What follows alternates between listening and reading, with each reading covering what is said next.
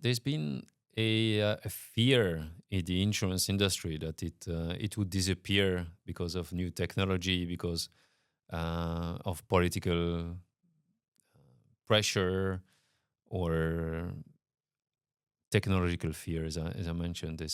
I think the industry is there to stay. Is This is a long term industry, highly regulated, and it's an excellent complement to other industries. It's an enabler. It's an enabler. It enables people to drive cars and not be worried that an accident could just change their life. It's the enabler that you can borrow money for a house. It's the enabler that you can be not worried about your health. The state social security, which is very strong in Western Europe, doesn't exist or limited somewhere else. Um, uh, Although it gives various level of certainty, but if you don't have a health insurance, it's going to be difficult for you and your family financially at some point.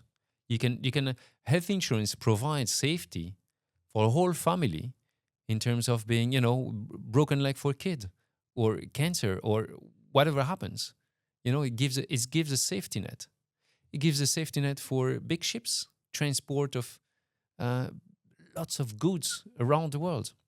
So it's an enabler throughout the world. The penetration of insurance is the penetration rate of insurance is not so high. There's some segment of the industry where it's very high. I would take health insurance would be 95%, but it doesn't provide all the benefit. If I take that example, you're covered for a medical bill, you're covered for a hospital if you go to the hospital, operation, treatment, benign or very very severe treatment.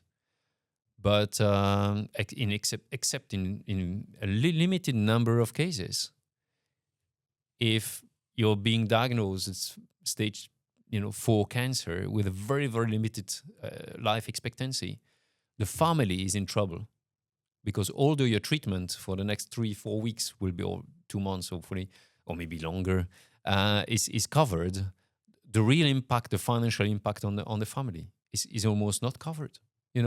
If you need to be sleeping on the ground floor, or there's plenty of things that need to happen in the change in financial or financially expensive element that you need to buy to change and accommodate your life in a very short period of time.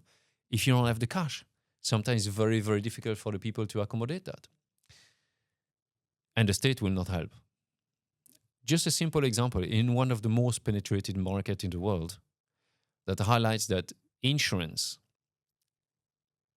has a long way to go before being able to cover a lot of things for a lot of people globally. Conclusion: insurance is there to stay. Highly regulated, so it means tech companies have not attacked that market and integrated that market yet, or trying to invade it, as insurance company or insurance would say. And I don't think that it will for a long period of time. At least not in the way that Amazon will not sell insurance tomorrow. There will be an Amazonification of insurance. There will be an enormous impact of tech on insurance. It started a long time ago. Insurance are investing so much money in tech, directly or indirectly. Directly means that they invest a lot in AI today. I mean, AI is a game changer for everyone. Everybody knows it. But for insurance, is going to be definitely a revolution. Could even be more revolution in insurance than in other market, because it provides the ability to be much more client-centric, the ability to be much more solving problems for client than the previous solutions that we had. At the beginning, insurance was simply, I have a product, people buy it, and they're told to buy it. But nowadays, and especially They don't want it. Clients don't want to just to be buy what they told. They just want to buy what they want, what they think they want. So there are two elements there. So we need to provide flexibility as insurance company and provide a solution that help the client that will enjoy or who will enjoy a smooth life cycle relationship with his insurer in moment of truth, and that would also be the right one. So overselling insurance or underselling insurance are wrong, and certainly overselling is definitely wrong, and it happens. Buy travel insurance. Sometimes you buy with your credit card, and you still buy travel insurance on the website of the company. That's overselling. Insurance have actually no responsibility in that, but it should be said to the client that it doesn't need to pay twice, right? So it's a waste of money, and I believe that AI will help in this. Will provide a better solution for clients. Will also reach clients who are not client yet or not enough client to cover the right problem for the right span and or moment in their life. The speed will increase, and so the insurance will be much more dedicated to a person, which is counterproductive because insurance is basically the balancing of event, and they're not printing money. Insurance is not printing money. They just take a lot of money for a lot of people and will take the money from some and pay to others who have need, and vice versa in those moments. But AI will definitely optimize the risk, optimize the service, will optimize the way insurance is perceived. So it's not in the morning or during working hours, but at any time. So the availability will be at any time. So going back to the invasion of tech companies of insurance field, it's not going to be by the servicing companies, but the tech companies themselves, all those who are producing AIs, I mean, all those model LLM and or RPAs providers, or all that extremely creative ecosystem of AI will provide service in the value chain of insurance companies. So it's not going to be an invasion, but like guerrilla, and little pieces of AI will be part of the insurance company. So it's more like a symbiosis rather than a high competition, which is much better for the client and much better for the shareholders and the stability of the system. Because if an insurance company, a big insurance company, is in trouble, then the whole economy of a country is in trouble. That leads me to where insurance company or what insurance company will be successful in the future. The legislation, the regulatory framework of insurance is an asset and a liability. Why an asset? Because it creates a long-term stability for insurers, and which is required, and a liability because it limits the possibility of innovation. So it's something which, when you've asked me the question about 5 to 10 years, it's like 5 years in insurance term for big groups is tomorrow. Let's be honest. Even with AI and maybe in 5 years in ASI or AGI.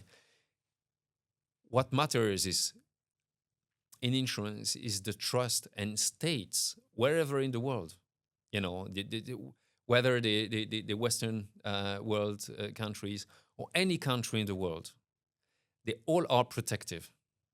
Every nation is protective about their insurance system because this is how they make the economy survive, and this is about the people.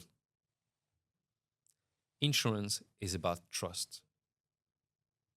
What do you do in insurance? You just pay money to somebody you don't know, and you hope that somebody you don't know will be there when you're in trouble, and that you will get money for it. That's trust. That's emotion. And there are elements in insurance that are extremely emotional, and others that are less emotional. I mean, car insurance, of course, people love their cars and so on. Some don't care. It can also be it's emotional. Health insurance is super emotional because when you're in trouble and your health is in danger or the health of somebody you love is in danger, it's bloody emotional. And at that moment, the trust needs to be fulfilled. So all the states around the world, they try to protect their insurance because the trust is super important. The trust of their population is super important. There's also a symbiosis between state and insurance companies. They rely on each other.